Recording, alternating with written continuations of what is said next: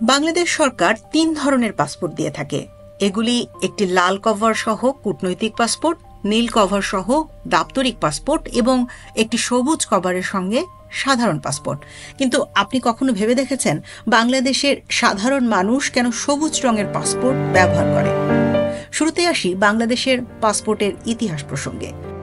বাংলাদেশ সরকারের ইমিগ্রেশন এবং পাসপোর্ট অধিদপ্তর মেশিন রিডেবল পাসপোর্ট প্রবর্তনের আগে ঐতিহ্যবাহী হাতে লেখা বা হস্তলিখিত পাসপোর্ট দিত।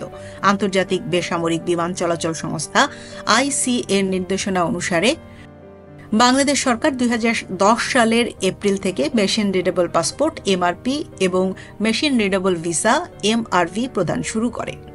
2025-এর 30 জুনের পর কোনো এমআরপি পাসপোর্ট দেয়া হবে না। এই সিদ্ধান্ত থাকলেও নানা জটিলতা আর অসুবিধার কথা চিন্তা করে এ বছরেরই ডিসেম্বরের 30 তারিখ পর্যন্ত সময়সীমা বাড়ানো হয়েছে। বাংলাদেশি পাসপোর্টের কাভারগুলো গাঢ় সবুজ। সামনের কাভারের মাঝখানে বাংলাদেশ সরকারের সিলমোহর স্বর্ণাক্ষরে খচিত। পাসপোর্ট বাংলা এবং পাসপোর্ট ইংরেজি শব্দটি সিলের ওপর লেখা আছে। সিলের নিচে গণপ্রজাতন্ত্রী বাংলাদেশ বাংলা এবং পিপলস রিপাবলিক অফ বাংলাদেশ ইংরেজি এবং আন্তর্জাতিক ই পাসপোর্টের যে প্রতীক তা খোদাই করা রয়েছে। কোন রঙের পাসপোর্ট কাদের জন্য এবার জেনে নেই সেই বিষয়টি। বাংলাদেশে মূলত 3 রঙের পাসপোর্ট চালু আছে, যা মূলত 3টি রং ধারণ করে এবং ব্যবহারের নির্দেশ দেয়। অর্ডিনারি বা সাধারণ পাসপোর্ট, স্পেশাল বা বিশেষ পাসপোর্ট এবং ডিপ্লোম্যাটিক বা কূটনৈতিক পাসপোর্ট, যেটি ইমিগ্রেশন এবং পাসপোর্ট অধিদপ্তরের তথ্য মতে সবুজ পাসপোর্টকে বলা হয় অর্ডিনারি পাসপোর্ট। এই পাসপোর্ট হচ্ছে বাংলাদেশের সকল সাধারণ নাগরিক এবং সরকারি চাকরিজীবীর জন্য।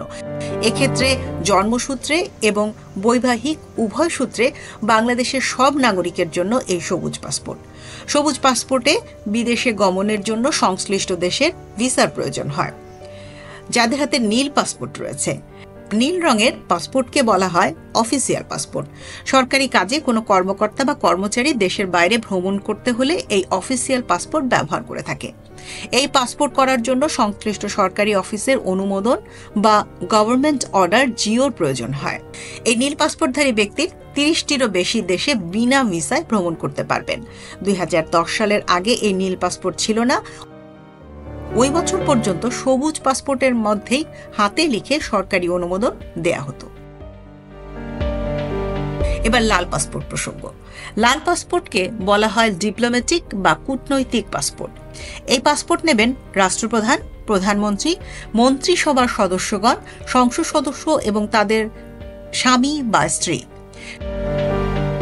সেই সঙ্গে উচ্চতর আদালতের বিচারপতিগণ, পাবলিক বিশ্ববিদ্যালয়ের যারা উপাচার্য রয়েছেন, পাবলিক সার্ভিস কমিশনের প্রধান, মন্ত্রণালয়ের সচিবরা এবং বিদেশে বাংলাদেশি মিশনের কর্মকর্তারা লাল পাসপোর্ট পান।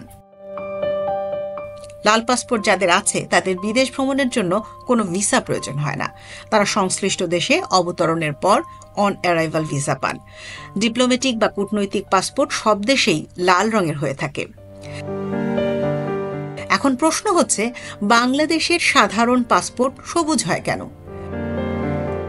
কমলা, সাদা, নীল, লাল, সবুজ, কালো কত রঙের পাসপোর্টই তো রয়েছে। দেশে দেশে বিভিন্ন রঙের পাসপোর্ট নিয়ে কত কথা, কত রহস্য রয়েছে, তার কোনো শেষ নেই। তবে সবচেয়ে প্রচলিত ধারণা হলো পাসপোর্টের রং তার দেশের ক্ষমতার উপর নির্ভর করে। আসলে এমনটা কি? জেনে আরও অবাক হবেন, কোনো দেশের পাসপোর্টের রং কিংবা আকৃতি কেমন হবে তা দেশটির সরকারের ইচ্ছার উপর নির্ভর করে। যুক্তরাজ্য ঘোষণা দিয়েছিল তাদের প্রচলিত গাঢ় লাল রঙের উপর সোনালী নকশা করা পাসপোর্ট বদলে যাচ্ছে, আর এতেই নারাজ হয়েছিল দেশটির অধিবাসীরা।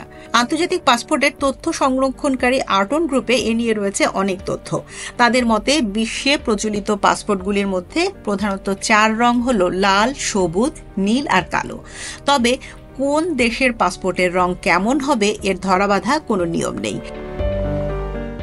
একটা দেশের পাসপোর্টের আকার, রং কিংবা কার্যবিধি নিয়ন্ত্রণ করে আন্তর্জাতিক সিভিল এভিয়েশন সংস্থা।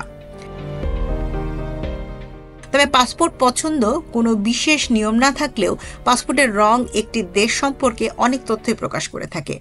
ইউরোপীয় ইউনিয়নের প্রায় সব দেশেই প্রচলিত গাঢ় নীল রঙের পাসপোর্ট। অন্যদিকে ক্যারিবীয় বা কমন মার্কেট দেশগুলোর পাসপোর্ট নীল রঙের।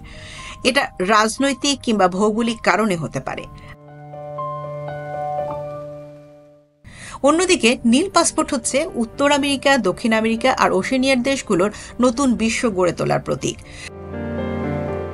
আবার তুরস্ক তাদের পাসপোর্ট গাঢ় লালে পরিবর্তন করেছে ইউরোপীয় ইউনিয়নে যোগ দেওয়ার আশা নিয়ে। সুইজারল্যান্ড তাদের পাসপোর্টের উপর উজ্জ্বল লাল রঙের উপর তাদের পতাকার যোগ চিহ্ন রেখেছে।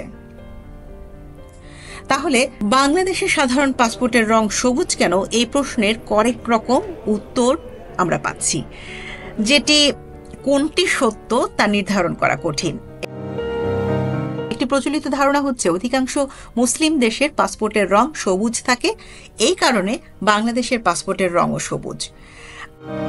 আরেকটি প্রচলিত ধারণা হচ্ছে বাংলাদেশের পতাকার রঙের সঙ্গে মিলিয়ে আইকারও এই তালিকা থেকে সবুজ রং বেছে নিয়েছে। তবে ইমিগ্রেশন ও পাসপোর্ট অধিদপ্তরের কর্মকর্তারা বলছেন এই রঙের মাধ্যমে পাসপোর্টের সক্ষমতা বোঝানো হয়। সাধারণত একটি দেশের ইতিহাস এবং সংস্কৃতির উপর নির্ভর করে পাসপোর্টের রং ঠিক করা হয়।